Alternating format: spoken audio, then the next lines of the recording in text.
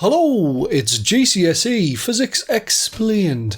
I've got a guide on how to answer all the core practicals coming up here. I think you'll be surprised how much difference this could make to you.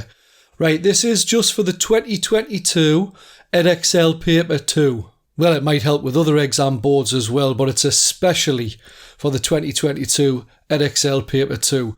And it's good for all candidates. So it's a combined physics foundation, combined physics higher, triple physics foundation, triple physics higher. It's probably decent for the international GCSE as well. Right, so before we get started, let me make you aware of something.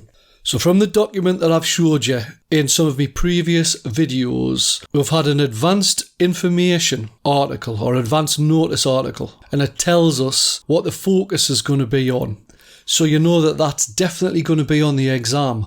And it said that these three core practicals are definitely going to be on the combined physics higher paper, the triple physics foundation, and the triple physics higher paper. Now this little graphic here shows you that these three core practicals are going to be on combined higher, triple foundation and triple higher. The only one of these core practicals that's not going to be on is the electricity one, and that's just for the combined foundation candidates. So everybody else is golden for what I'm about to show you in this video.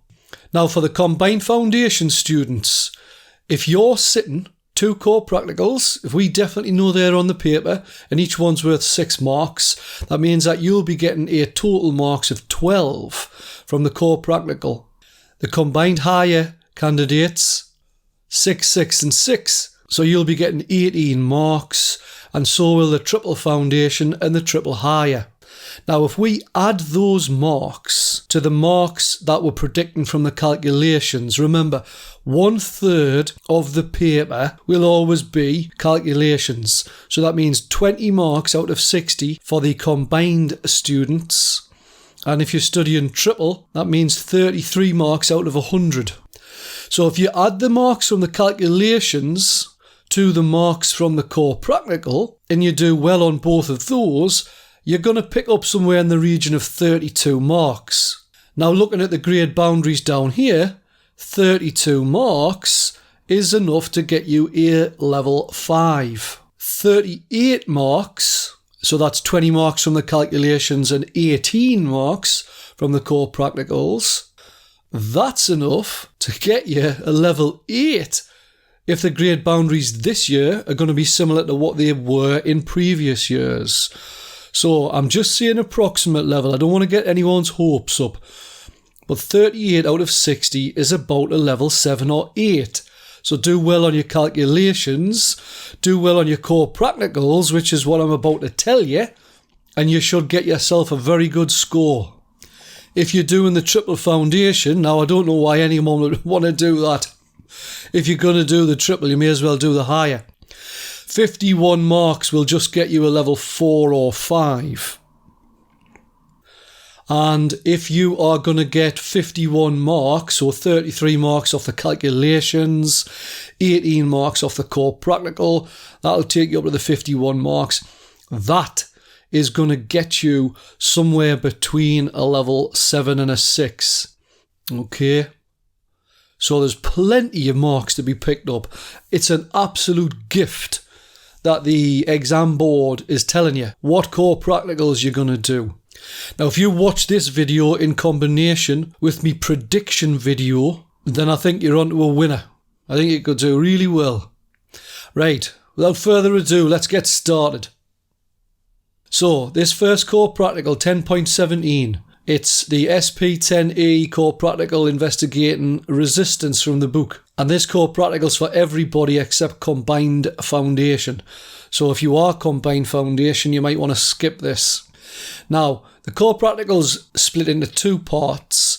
The first bit is to investigate the relationship between potential difference, current and resistance for a resistor and a filament lamp. Now, you either do one or the other.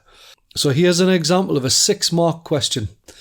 They might ask you to draw this circuit, or they might provide it for you or they might provide part of it and you've got to fill in the voltmeter and the ammeter. Now, that's pretty common. So remember, the ammeter needs to be in the part of the main circuit and the voltmeter is in parallel across what you're trying to measure.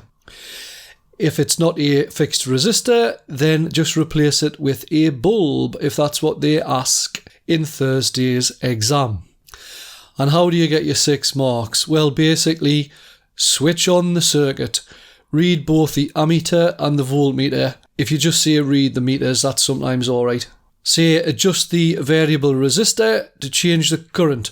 So once you've took your initial reading of current and voltage, what you need to do is change the resistance of the circuit using this variable resistor. And that'll give you a second reading of your voltage and a second reading of the current. Now, we're going to have to draw a graph. So we need to do that 6 times. So we'll get 6 results. Why 6? Well, the exam board says that that's enough so that you can spot a pattern.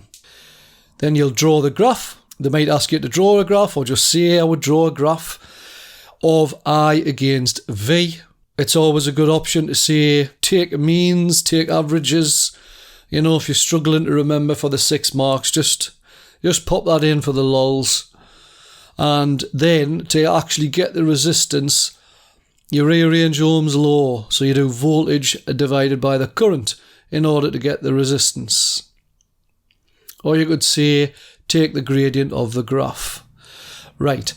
If you have to do this for a fixed resistor, your graph is going to be straight. Tell the examiner, just in case they upgrade this, it mightn't be out of 6, it might be out of 9. And you might have to analyse the graph as well. So tell them, if it's straight like that and it goes through 0, 0, that's what we call directly proportional. You can just say linear and basically make sure you say that as the current gets bigger, the voltage gets bigger. It's a steady slope, and that tells us that it's a fixed resistance. Well, yeah, because it's a fixed resistor. Right. Now, they might ask you to get the negative values of current and the negative values of voltage as well, in which case all you do is reverse the connections to the battery to obtain those negative values of I and V. Or just flip the battery around, you know. Now, what if they've asked you to do the resistance of a filament lamp or a bulb? Well, like I say, you would just draw that circuit symbol there in the place of the resistor. Now, your graph this time is going to be a curve, okay? I like to call it not a bulb, but a spulb, because you get an S-shape graph. Only mind when you do the negative values as well as the positive values, okay? Spulb, because it's an S shape. Now, how to explain the graph so you know what's happening with the resistance. Right, if you've got a steep slope, which it is here, all right, big slope, steep slope, that means you've got a small resistance. So they're opposites, right? The bigger the slope, the smaller the resistance. And as the slope gets flatter and flatter, right, that means the resistance is getting bigger and bigger. Now, if they ask you to explain that, it's because as the current increases, the bulb gets hot. And then you have increased collisions between the metal ions that make up the filament lamp and the free electrons that's trying to flow through the filament lamp.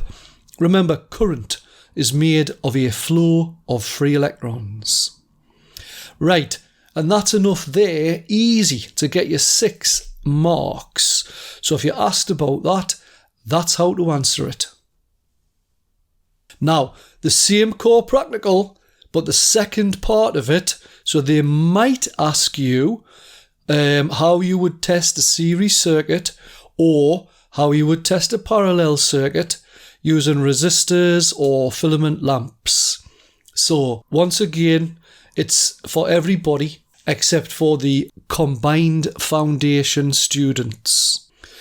Right, so for a series circuit, you would need to set up this circuit here, right?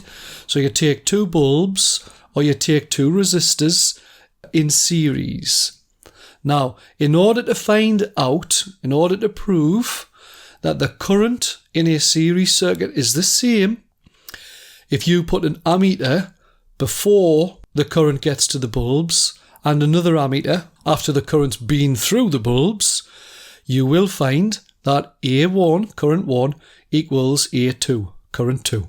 Alright, so tell them for 1 mark set the circuit up, tell them for 2 marks that that's what they'll find.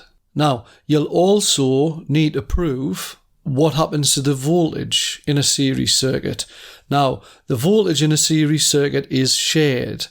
And what we'll find, if we put a voltmeter across that bulb and another voltmeter across that bulb and a voltmeter across the battery, this is the total voltage, VT, that we're putting into the circuit. And what we'll find is that that VT gets shared between that bulb and that bulb. So V1 plus V2 equals VT, as I've said here with an example. Now, the example I've gave, the voltage will be the same on each bulb if the bulbs have identical resistance. If you don't know much about series and parallel circuits, check out my SP10 playlist. There's plenty of videos in there to do with series and parallel circuits. Now, the next part of part B could be talking about parallel circuits. How does the current and voltage behave? So, you'd have to set this circuit up. Now, it's quite complicated. So, I'll be honest with you, I think they'll probably just already have that for you. And you might just have to fill in what the meters are. Now, your ammeters, remember, they go in the actual circuit. Okay, if you're going to measure the current going through the wires, then your ammeter needs to be in the way of the wire. A voltmeter measures the voltage across the component, so it needs to be in parallel across the component, like it is there and there, and like it is across here. Right, so this circuit will help to prove that current in a parallel circuit is shared. So the way I like to think about it is the current comes down here, and when it gets to the junction, it gets an opportunity to split up. So some of the current comes across this branch, and some of the current would come down here across that branch. So A1 equals A2 plus A3. As Kirchhoff's law says, what goes into a junction must come out of the junction. Alright, so there we have there. Now, it would join back together once it gets to that junction. So if I did put another ammeter here, then whatever that is, it would be the same as what A1 was. Now, you can also use this circuit to prove that the voltage in each parallel branch is the same. Alright, so if we're putting 6 volts into the circuit, then across this part here, this branch, it'll be 6 volts. So this bulb number 1 will get 6 volts, and there'll also be 6 volts across this branch. So bulb 2 will also have 6 volts on it. Now, I know what you're going to say. How come a 6 volt battery can give out 12 volts? Right, well, it can.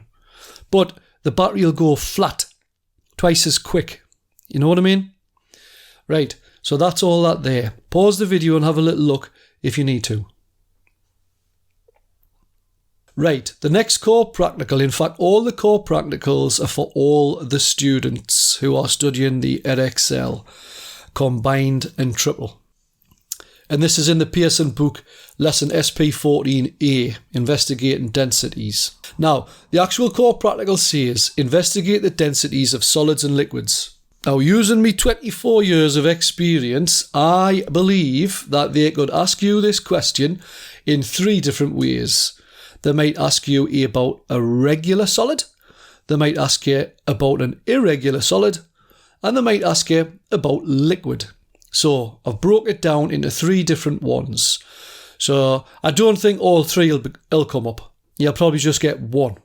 And it could be worth anything up to 6 marks or even more. Maybe they will talk about a couple. Right. If you've got a regular shape, it basically means you've got a cuboid or something like that. So you can just take a ruler, right? So use a ruler for 1 mark, and you tell the examiner to measure the height, width and depth of the object.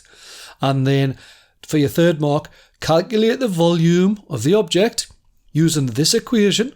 So you should have done this in maths loads of times. To get the volume, you just do the height times by the width times by the depth. That'll be in centimetres, centimetres, centimetres, so volumes in centimetres cubed in this particular example. For your 4th mark, tell the examiner you'd use a digital balance or a mass top pan balance to measure the mass of the object. So that's how you get your 5th mark, saying the mass. And then finally, for your 6th mark, tell them that you'd actually calculate the density by using this equation. Density equals mass over volume. And in this particular case, if you do the mass in grams and the volume is in centimetres cubed, then your density will be in grams per centimetre cubed, which is what they might ask about. If it's not that, it'll be in kilograms per metre cubed. That's usually the 2 different units. Now, what if they give you an irregular solid? So it basically means a solid that is a dodgy looking shape. Right. Now, it depends how they want you to do it. They might tell you just to use a measuring cylinder, in which case, do it like this. Or if they want you to use a displacement canister or a eureka canister, as it's sometimes called, then you'll still need a measuring cylinder, but you would do it like this. So let us walk you through it. Each one of these is worth a mark. Right. Half fill a measuring cylinder with water, just like that. Put the irregular object into the measuring cylinder. So I've dropped it in and you can see, glug, glug, glug, there's an increase in volume. Now, the increase in volume is the volume of the object. For your 4th mark, you say measure the mass of the object using a digital balance for your 5th mark, and then once again calculate the density using this formula, mass over volume. Now, if they want you to use the displacement canister, this is how you get your 6 marks. You say, fill the displacement canister to the spout. So that part there is the spout. For your 2nd mark, place a measuring cylinder under the spout.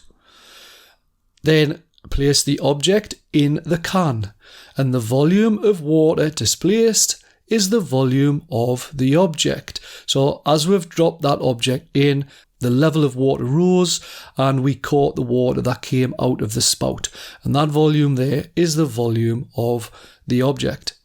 And then basically after that you just say 4, 5 and 6, measure the mass of the object using a digital balance or a mass top pan balance and calculate the density using this formula. Okay, 6 marks in the bag. Thank you very much. Right, what if they ask you to get the density of a liquid? So this is basically 2 birds with 1 stone. It sounds like it's more complicated, but it's actually easier. We can get the volume and the mass at the same time. So for 1 mark, you tell the examiner, place the measuring cylinder on the balance. All right. Now, press the tear button to re-zero the balance. So there's a little 0 button on there. Just press the 0 button and then it'll go from whatever it was back down to 0. Right. So we get rid of the 0 error. Then pour 20 millilitres or whatever of liquid into the measuring cylinder, just like that. And remember, 1 millilitre equals 1 centimetre cubed of volume. So if you put 20 millilitres of fluid in, that's going to be a volume of 20 centimetres cubed. Okay, and that's obviously the volume of your liquid. For your 5th mark, read the mass of the liquid from the balance. There you go, 35 grams in this case. And then finally, calculate the density from the equation. Density equals mass over volume. So I've just showed you the little example there. I said that it was 35 grams and, 20 centimetres cubed. So do that over that and out it pops. Lovely. 6 marks. Good luck. Right, what about the next one? Right, so this is the third and final core practical that you will be asked about. And from the Pearson book, it was SP14C, Investigating Water. And this is good for everybody from the combined and triple, no matter what tier you're sitting, foundation or higher. Now, it's basically in 2 parts again. So the first part is investigate the properties of water by determining the specific heat capacity of water. And then, so I'll explain that here. And then on the next slide, it's about obtaining a temperature time graph for melting ice.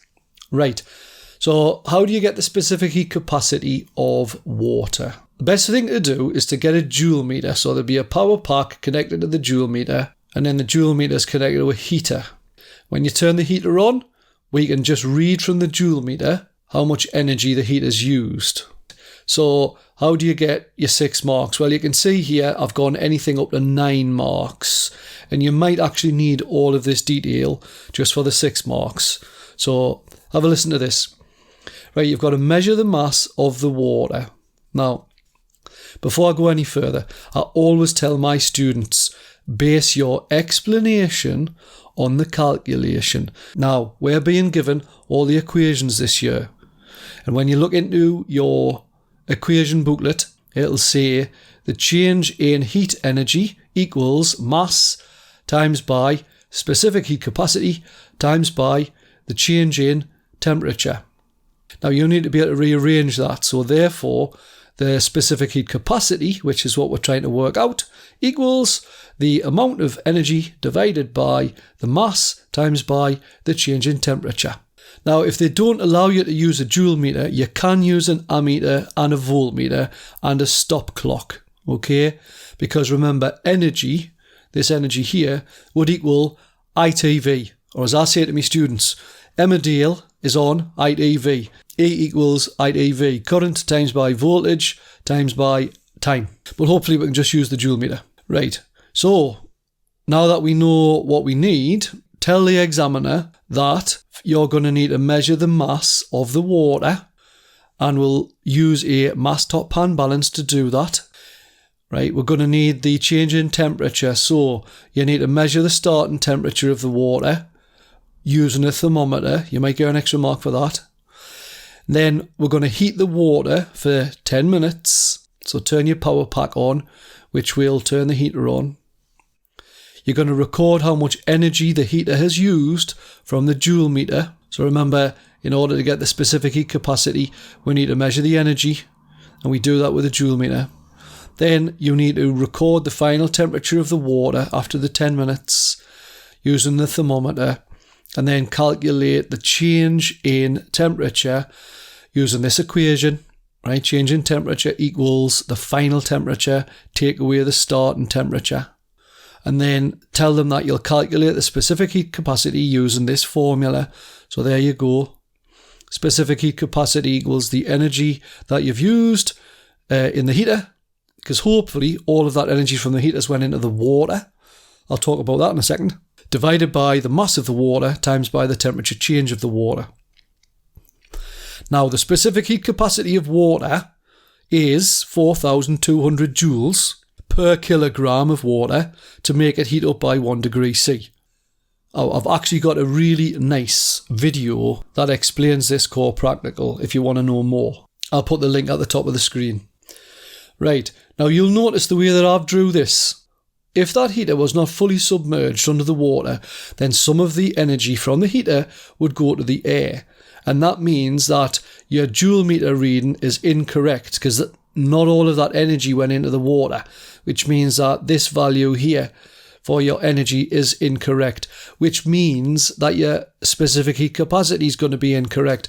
So sometimes they say your value, or the value that the person obtained, is not the value it should be. It's not 4,200. What's gone wrong? So you could tell them that. You could say the heater needs to be fully submerged. You could say, look, there's no insulation around the beaker, is there? You know? Or there's not even a lid.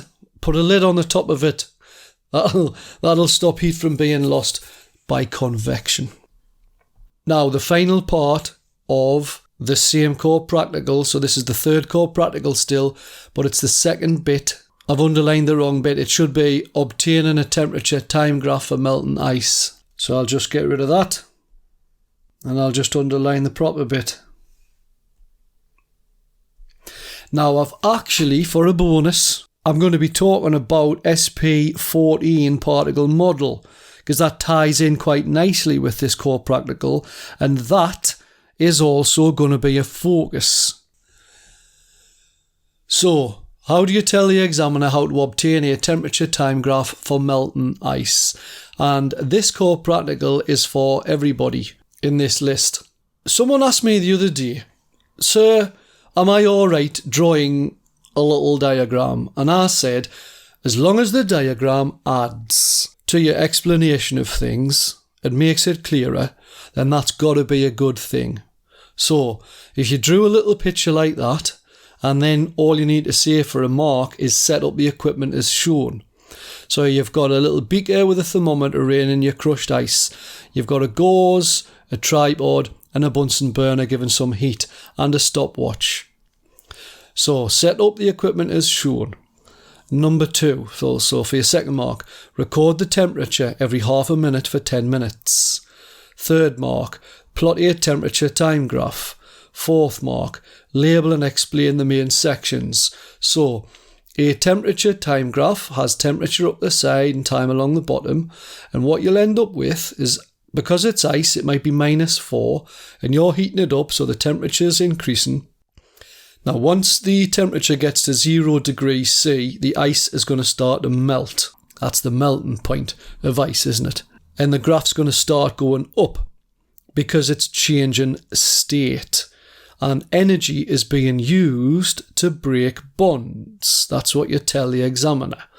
Now, once all of the ice is melted, if you're continuing to provide heat, it'll start to raise its temperature again. Make sure you label this part here as your water, which is the liquid, and this part here, ice, which is just solid. Now, you'll get 6 marks for that. If you want to tie this in, or if they extend it so it's worth like 9 marks or something, they might ask you to explain, using kinetic theory, a little bit about solids, liquids, and maybe even gases. So I've just popped these in for you.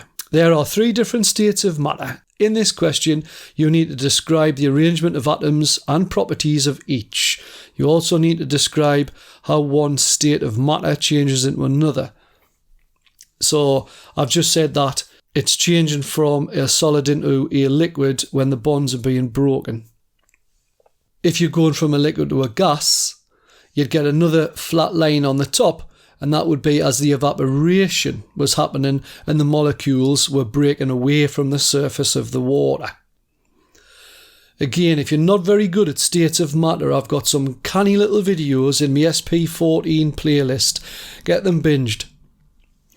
Right, so just in case you're watching this on a little screen on your phone, I'd better read this for you. If not, if you're on a computer or whatever, just pause it and have a read of it yourself. So, solids have a high density because the particles are very close together. They cannot be compressed, as there's very little empty space between the particles. Now, this is exactly what M99, one of my subscribers, has been asking us about. Solids have a fixed shape, as the particles are held together tightly, and also they have a fixed volume.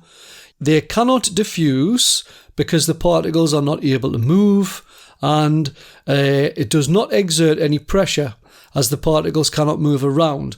Now, I disagree with this bottom statement, because if it's a solid and it's resting on a surface, then it's obviously got a force pushing down over a certain area. There would be a little bit of a pressure on whatever surface.